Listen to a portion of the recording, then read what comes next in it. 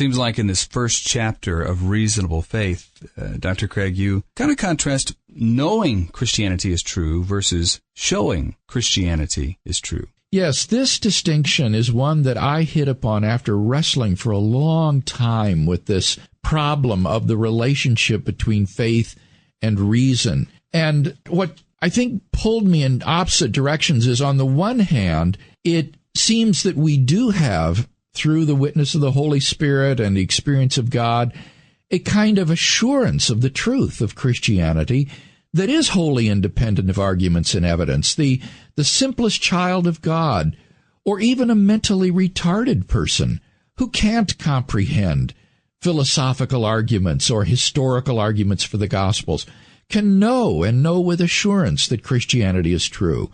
And you don't want to deny those people the privilege of having faith, which you would have to do if you say that in order to know Christianity is true, that you have to have all sorts of argument and evidence for it. On the other hand, what you want to avoid then is some sort of relativistic subjectivism where everybody and anybody who claims to have some sort of an experience is rational in claiming that he knows what he believes in this properly basic way. And so the distinction that I hit upon is this difference between knowing and showing. I think the way that I know that Christianity is true is, as Plantinga says, through the immediate witness of the Holy Spirit. This is an objective function of the Holy Spirit in my life, testifying to me that I am a child of God, that God exists, that I know Him, and so forth.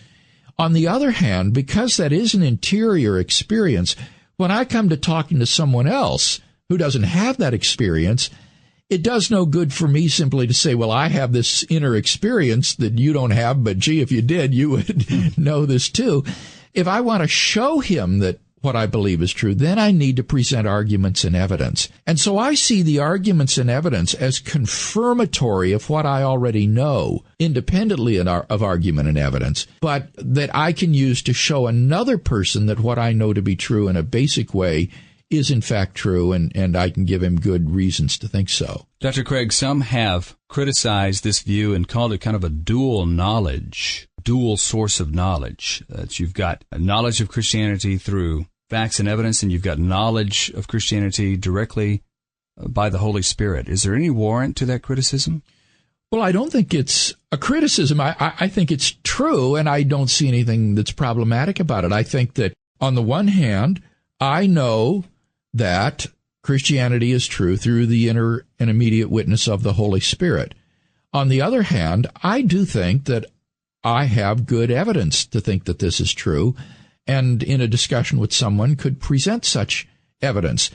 So, to give an analogy, suppose you're accused of a crime that you know you didn't commit. You know you were at home alone in your room at the time this crime was said to be committed. So you know you're innocent.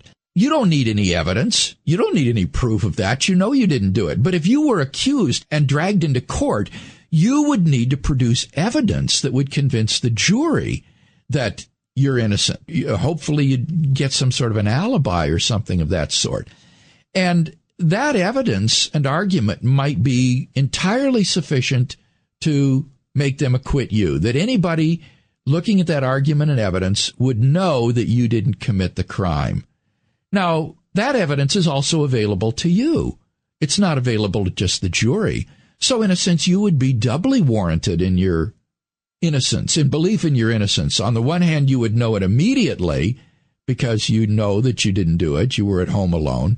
But then also you would have all the warrant that accrues to that belief from the evidence and the argument that the jury gets to hear. So you would have a kind of double warrant, I think. Bottom line, as we end this program, Dr. Craig, it seems like you're saying that the poor farmer in a small town in the Midwest who is uneducated can come to know Christ without an exhaustive examination of all the evidence for Christianity, or a highly educated professor can come to Christ because he's persuaded by the evidence and the historicity of Christ and so forth. And they both come to the same Lord, but they seem to come in different ways. Do we have to do an exhaustive, or do we have to know the evidence and arguments before we can make a commitment to Christ? Absolutely not. I think that your example is a good illustration of the fact that both of these people can come to the same conclusion, the same Lord, by different routes.